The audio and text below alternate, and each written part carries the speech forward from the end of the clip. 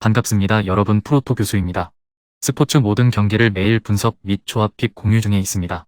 영상에 공개되지 않는 정보들도 정보방에 입장하시면 확인하실 수 있으니 참여를 희망하시는 분들은 영상 하단 고정 링크를 통해서 아무 조건 없이 자유롭게 참여가 가능하니 많은 참여 부탁드리겠습니다. 첫 번째 경기는 삼프도리아 대 볼로냐 한번 살펴보겠습니다. 삼프도리아는 인테르와 0대0으로 비기는 이변을 연출했습니다. 경기 내용은 극단적으로 밀리는 모습이었지만 인테르 선수단이 슈팅 25개 중 유효 슈팅은 5개에 그쳤을 정도로 문전에서의 섬세함이 상당히 떨어지는 모습을 보여준 것이 다행이었던 경기였죠. 일단 강등권 탈출을 위해 수비적인 안정감을 1순위로 삼는 듯한 모습인데 라인을 극단적으로 내리고 수비에 집중하는 모습을 보여주는 모습이라 득점력은 더욱 기대할 것이 안 되는 상태죠.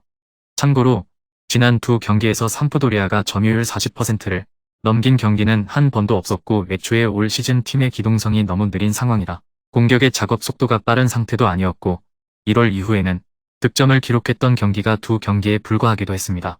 앞서 언급했듯이 수비적인 안정감을 위해 300으로 가동하면서 상대를 압박하기 쉬운 대형을 짜는 모습은 보여주고 있는 상태.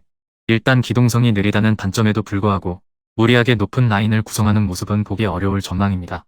물론 볼로냐가 생각보다는 원정에서 잡을 팀은 잘 잡고 있다는 점을 감안할 필요는 있겠으나 라인을 내리고 대응하면서 볼로냐를 방해할 수 있는 기조 변화 자체에는 주목을 해볼 수 있을 것입니다. 볼로냐는 몬차에게 덜미를 잡혔습니다. 지르크지마저 부상을 당하면서 전방에 다시 누수가 생겼고 이선 자원인 퍼거슨을 원톱으로 쓰는 고육지체까지 써봤지만 효과가 없었던 것이 뼈아팠습니다. 일단 아르나우토비치가 부상해서 돌아올 수 있는 상황이라는 점은 상당한 호재. 지르크지가 아르나우토비치의 역할을 온더블 능력을 발판으로 잘 메워주기는 했지만 득점력에서는 아르나우토비치를 따라갈 만한 자원은 아니었고 큰 키와 좋은 발 기술로 오르솔리니 같은 이선 자원들도 힘을 받을 수 있는 상태임에는 분명한 상태죠. 원정에서 극도의 약세를 보이고 있는 상황이나 원정에서는 유럽 대항전 진출 권인 6위 이상의 팀들을 제외하면 패배가 없었다는 점에는 주목을 해볼 만합니다. 물론 승리를 거둔 경기에서도 예외 없이 실점이 나오는 등 원정에서 수비적으로 약점을 보이는 양상이 짙은 것은 사실이지만 삼프도리아가 최근 라인을 극도로 낮추는 상황을 보여주고 있다는 점을 감안한다면 상쇄가 가능할 것으로 보는 편이 낫습니다. 볼로냐가 우세해 보입니다. 주력 공격수 아르나우토비치가 부상자 명단에서 사라지면서 전방에 드디어 주전 선수가 복귀하는 상태. 볼로냐가 원정에서는 약세이기는 하지만 강호들을 상대로 전력적인 한계를 드러냈을 뿐 7위 이하의 팀들을 상대로는 원정에서 패배가 없었다. 삼프도리아가 최근에는 극단적으로 수비를 강화하는 모습을 드러내고 있어 원정에서의 수비력도 상쇄가 가능할 것입니다. 두 번째 경기는 몬자 대 AC밀란 한번 살펴보겠습니다. 몬차는 볼로냐를 이기면서 최근 4경기에서 모두 승점을 챙긴 상태. 점유율에서는 밀리는 모습을 보였지만 제한적인 공격 기회를 살린 도나티의 한방과 수비적인 능력이 상당히 돋보이는 모습이죠.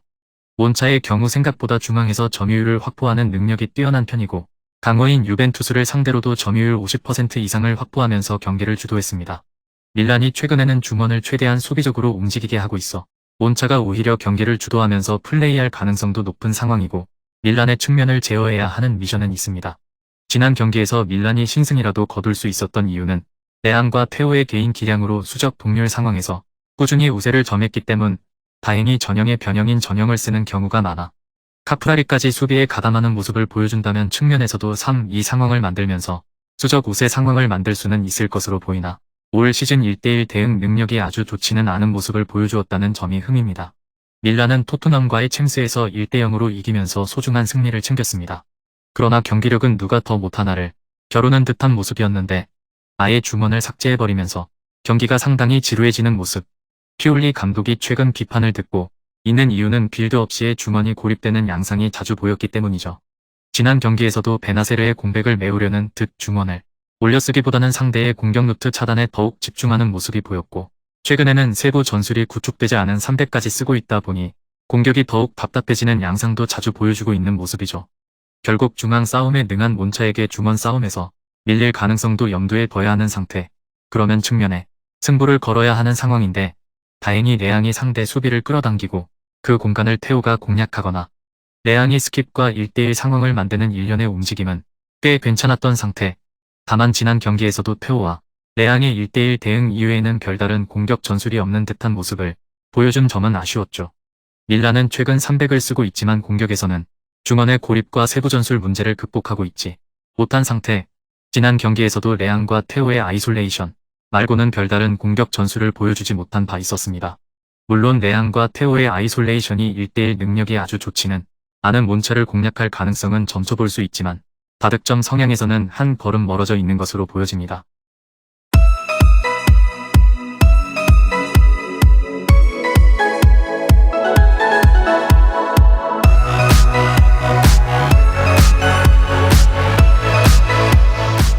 세 번째 경기는 인터밀란 대 우디네세 한번 살펴보겠습니다. 인테르는 삼프도리아와 비기면서 1위 나폴리와의 승점 차이가 15점으로 벌어지고 말았고 감독 시몬의 인자기도 15점 차이를 따라잡는 것은 불가능하다는 유지의 인터뷰를 남기면서 사실상 우승 경쟁을 포기한 듯한 말을 남기기도 해버린 상태. 공격진의 컨디션이 좋지 못한 상황인 것은 사실이고 최근 3경기에서 인테르가 멀티 득점을 기록한 경기는 없었는데 라우타로가 지난 경기에서 11번의 경합에서 패배하는 등 제 역할을 거의 하지 못하고 있는 상태입니다. 그나마 공격진에서 유효 슈팅 75%를 기록하면서 슈팅 능력에서는 아주 나쁜 모습을 보이지는 않았는데 지난 경기에서 투톱이 기록한 슈팅은 4개로 경기를 완벽히 지배했음을 감안하면 많다고 보기는 어려웠죠. 그래도 중원과 선백의 안정감은 상당히 훌륭한 모습. 센터백들의 스토퍼도 적극적으로 전진성을 보여주면서 중원 싸움에 가담하고 있어 후반 공격 조립 과정에서 수적 싸움에서 밀리지 않고 있는 상태죠. 우디네세와 비슷한 전술을 쓰고 있다고 할 수 있는데 우디네세와의 중앙 싸움에서도 밀리지 않을 것을 예상해 볼 수 있을 것으로 보여집니다. 우디네세는 사수올로와 2대2로 무승부를 거두었습니다. 오랜만에 멀티 득점에 성공한 모습이었지만 자책골이 나와버리면서 경기가 동점으로 흘러간 것이 상당히 아쉬웠던 경기였죠. 우디네세는 인테르를 벤치마킹한 팀이라고 보아도 무방할 것이고 포메이션도 같으며 수비수들도 중앙 싸움에 적극적으로 나서는 특성도 비슷하다고 할 수 있을 것입니다. 물론 데올로페우가 없는 상황에서는 공격이 힘을 받기 어려운 상황이라는 점은 변함이 없는데 삼성과 일선 사이에서 활동하면서 전환 패스나 킥패스를 넣어주는 창조성을 발휘해 줄 수 있는 선수가 데올로페우 하나뿐이기 때문 우디네세가 중앙 싸움에서 능한 모습을 보여주고 있지만 인테르 역시 아체르비 같은 전진성 좋은 선수들이 중앙 싸움에 꽤 적극적으로 가담하는 전술적 움직임을 보여주죠. 따라서 중앙 싸움에서 우디네세가 앞설 가능성도 높게 점치기는 어려운 상태. 중앙 싸움에서 밀리게 된다면 인테르가 시도하는 다이렉트 패스의 정확도가 높아질 가능성이 높고 경합 능력이 우수한 루카쿠와 제코를 억제하는 데 어려움이 있을 가능성이 있습니다. 서로 비슷한 기조의 운영을 선보이는데 전반적으로 체급이 높은 인테르가 우디네세와의 중앙 라인 싸움에서 앞설 가능성이 높습니다. 수비수들의 적극적인 전진으로 앞으로 찔러주는 패스의 성공률을 높일 수 있는 것은 물론 최근 양 팀의 공격진 컨디션은 좋지 못해 많은 스코어가 나진 않을 것으로 보입니다. 마지막 네 번째 경기는 프랑크푸르트 대 베르더 브레멘 한번 살펴보겠습니다. 프랑크푸르트는 쾰른에게 0대3으로 패배하면서 무패 행진을 마무리 지어야 했습니다. 상대와의 중앙 싸움에서는 이겼지만 철저하게 속공과 세트피스 위주로 나온 쾰른의 공세에 크게 당하고 말았던 경기. 다음 경기가 챔스 16강 나폴리와의 경기라 로테이션이 이뤄질 가능성도 있으나 린드스트렘을 포칼에서는 쉬게 만드는 등 그동안 꾸준히 선발 명단에 변화를 주었기에 주전 멤버들이 아주 많이 빠지는 상황은 아닐 것으로 예상할 수 있고 전형으로 상대를 압박하기 쉬운 포메이션을 유지할 것이 유력한 상태입니다. 물론 지난 경기에서 강하게 압박하는 특성을 지닌 쾰른을 이기지 못하고 무한히가 아웃필드 선수들 중 가장 적은 터치 수를 기록하는 등 중앙 공격력이 압박을 꽤 거세게 하는 팀에게는 잘 통하지 않는 모습을 보여준 것은 걱정해야 할 부분이죠. 브레멘이 쾰른처럼 전방위적인 압박을 가하는 팀은 아니나 중원부터는 아주 적극적으로 피지컬을 살린 압박을 보여주기 때문에 이에 대해 대비가 필요해 보입니다. 브레멘은 도르트문트에게 0대2로 패배했습니다. 중앙 싸움에서 밀리지 않기 위해 전형으로 나섰는데 도르트문트와의 전력 차이를 메우지 못하고 오히려 초반부터 라인이 뒤로 쭉쭉 밀리는 양상이 보인 것이 상당히 아쉬웠을 경기였죠. 이 전형의 단점은 측면을 커버할 선수가 부족해서 측면 공격을 허용할 수 있다는 점. 상대 이선이 중앙을 피해 측면에서의 활동 범위를 높인다면 수적 열세에 처하면서 수비적으로 상당한 위기에 처할 수 있는 상황입니다. 게다가 바이저가 지난 경기에서 교체된 뒤 부상 소식이 있어 우측 측면에 상당한 누수가 생겨버린 상태라는 점이 상당히 뼈아프고 공격에서는 역시 펠크루그를 향한 직선적인 공격이 주를 이루는 모습이죠.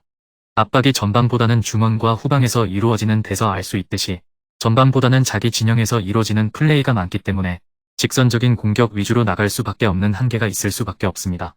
펠크루그의 결정력과 경합 능력이 상당히 좋기 때문에 득점력이 아주 떨어지는 모습을 보여주고 있지는 않지만 펠크루그만 막아내면 브레멘의 공격을 어느 정도 제어할 수 있다는 점은 좋게 보기 어려울 것입니다. 프랑크푸르트가 우세해 보입니다. 나폴리와의 챔스 경기 때문에 로테이션 변수가 있기는 하지만 그동안 선수단의 기용을 꽤 골고루 했던 편이라 체력적으로 문제가 없을 가능성은 적은 상태죠. 브레멘의 포메이션이 측면에서 약할 가능성이 높다는 점을 이용해 윙백과 이선 자원들이 측면에서 적극적으로 활동하면서 수비를 잠식해가는 그림을 그려볼 수 있어 보입니다.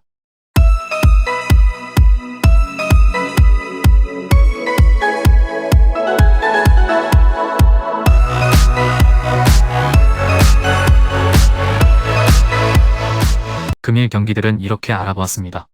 좀 더 다양하고 많은 정보를 원하시는 분들은 영상 하단 댓글에 링크 클릭 후 문의하시면 아무런 조건 없이 정보방 입장 가능하니 입장하셔서 정보 받아보시길 바라겠습니다. 그리고 영상에서 리뷰하지 않은 디테일한 정보와 조합픽은 매일 교수 정보방에서 공유하고 있으니 꼭 참여해보시길 권장드리며 이번 영상은 여기까지 하겠습니다. 시청해주셔서 감사드리며 늘 여러분들의 건승을 기원합니다. 감사합니다.